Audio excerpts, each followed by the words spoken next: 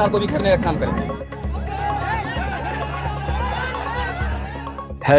भारत बंद। बीते कुछ दिनों से 21 अगस्त को भारत बंद के लिए खूब ट्वीट किए जा रहे हैं। ये ट्वीट सुप्रीम कोर्ट के SC/ST आरक्षण में क्रीमी लेयर लागू करने के सुझाव के खिलाफ बुधवार को दलित आदिवासी संगठनों के द्वारा हो रहे हैं। दरअसल दलित और आदिवासी संगठनों ने आज 21 अगस्त को 14 घंटे का भारत बंद बुलाया है। शुरुआती जानकारी के मुताबिक बिहार के दरभंगा और आरा में ट्रेनें रोकी गई हैं। बिहार में कई जगह नेशनल हाईवेज जाम कर दिए गए हैं। एहतियात के तौर पर कई जिलों में स्कूलों की छुट्टी भी की गई है। इसके अलावा राजस्थान के जयपुर, भरतपुर और मध्य प्रदेश के ग्वालियर समेत विभिन्न राज्यों के कई शहरों में एहतियातन स्कूल और कोचिंग सेंटर्स की छुट्टी की गई है।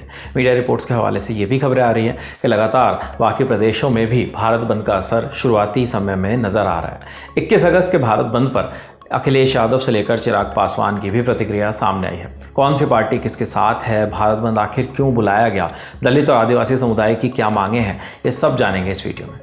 1 अगस्त को सुप्रीम कोर्ट ने SC/ST आरक्षण को लेकर एक अहम फैसला सुनाया था। कोर्ट ने SC/ST आरक्षण के तहत सब क्लासिफिकेशन को लेकर राज्य सरकारों की शक्ति को मान्यता दे दी थी। सुप्रीम कोर्ट का मानना है कि आरक्षण में भी पहले उन्हें प्राथमिकता दी जाए जिसे इसकी ज़रूरत है। इस फैसले के बाद राज्य अनुसूचित जाति और अनुसूचित जनजातियों के तहत उपजातियां तय कर सकते हैं। लेकिन SC/ST वर्ग के कुछ लोग और दूसरे बड़े नेता सुप्रीम कोर्ट के इस फैसले का विरोध कर रहे हैं। वो नहीं चाहते कि SC/ST में वर्गीकरण किया जाए। कोर्ट के इसी फैसले के खिलाफ 21 अगस्त को भारत बंद बुलाया गया है। दलित और आदिवासी संगठनों के राष्ट्रीय परिसंघ ने आग्रह किया है कि सभी OBC और SC/ST वर्ग के लोग इसका हिस्सा बने। सुप्रीम कोर्ट के आरक्षण वाले फैसले को लेकर दलित और आदिवासी संगठन की सरकार से कुछ मांगे हैं। जैसे सुप्रीम कोर्ट के इस फैसले से SC/ST समुदाय के संवैधानिक अधिकारों को खतरा है, इसलिए सरकार इस फैसले को निरस्त कर दे। SC/ST और OBC आरक्षण के लिए संसद में नए अधिनियम को लागू किया जाए। सरकारी सेवाओं में SC/ST और OBC वर्ग के कितने कर्मचारी काम कर रहे हैं, इसकी संख्या बताई जाए। उच्च न्यायपालिका में SC/ST और OBC वर्ग के 50% आरक्षण मिलना चाहिए। केंद्र और राज्य सरकार के विभागों में जो वैकेंसी खाली रह गई हैं उन्हें भरा जाए। समाजवादी पार्टी के अध्यक्ष अखिलेश यादव ने भी भारत बंद का समर्थन किया। अखिलेश यादव ने ट्वीट किया और उन्होंने उसमें क्या कुछ लिखा आपको बताते हैं। अखिलेश ने लिखा, आरक्षण की रक्षा के लिए जन आंदोलन एक सकारात्मक प्रयास है। शांतिपूर्ण आंदोलन लोकतांत्रिक अधिकार होता है। बाबा साहब भीमराव अम्बेडकर जी ने पहले ही आगाह किया था कि संविधान तभी कारगर साबित होगा जब उसको लागू करने वालों की मंशा सही होगी। सत्तासीन सरकारें ही जब धोखाधड़ी और संविधान द्वारा दिए गए अधिकारों के साथ खिलवाड़ करेंगी तो जनता को सड़कों पर उतरना ही होगा। बसपा सुप्रीमो मायावती ने भी भारत बंद का समर्थन किया।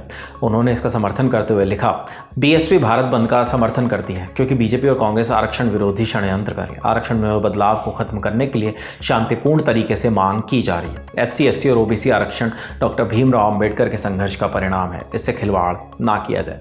भारत बंद का समर्थन करने वाली लिस्ट में केंद्रीय मंत्री चिराग पासवान का नाम भी शामिल है। उन्होंने प्रधानमंत्री नरेंद्र मोदी का नाम लेकर आरक्षण पर क्या कहा, आप खुद सुनिए। प्रधानमंत्री जी जब इस विषय की गंभीरता को समझेंगे और वो समझेंगे निजी क्षेत्र में आरक्षण की व्यवस्था नहीं है, ऐसे में सरकारी क्षेत्र में कोई भी नियुक्ति होती हो, किसी भी तरीके की नियुक्ति होती हो, ऐसे में सरकार को आरक्षण के नियमों का पालन करना चाहिए।